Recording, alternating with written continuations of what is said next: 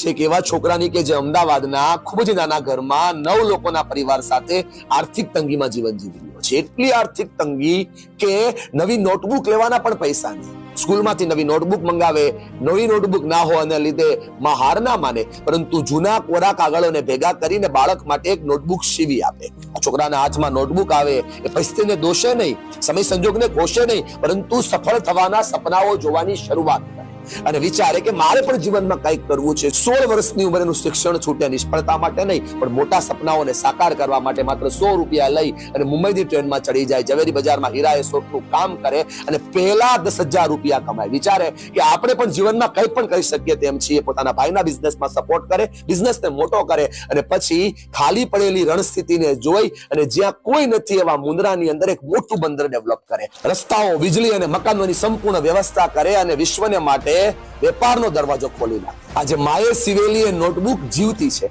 મુંદ્રાની એક એક ટ્રેનમાં, અદાણી એરપોર્ટ પરથી ઉડતા એક એક પ્લેનમાં અને ઘરે ઘરે ટમકતા એક એક મેગાવોટમાં। આજે દોસ્તો, આ છોકરો એટલે બીજું કોઈ નહીં, માનનીય શ્રી ગૌતમ અદાણીજી, જેને સપનાઓ મોટા જોયા, સંઘર્ષને સાથે રાખ્યો, નીતિ નૈતિકતા અને નિયમિતતાના જીવનનો આધાર રાખ્યો અને એટલા માટે જ પોતાના જીવનમાં ઉદ્યોગ સાહસિક તરીકે પોતાના જીવનને સાર્થક કરી શકે। આ વાત એટલા માટે નથી કે અદાણી સાહેબ એક ઉદ્યોગ સાહસિક વ્યક્તિ છે, આ વાત એટલા માટે છે કે જેની પાસે નોટબુક લેવાના પૈસા નહોતા ને એ આજ ભારતના ઉદ્યોગ ઇતિહાસને લખી રહ્યા છે।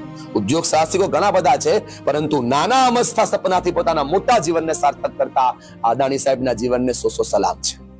આજે વાત કરવી છે કે એવા છોકરાની કે જે અમદાવાદ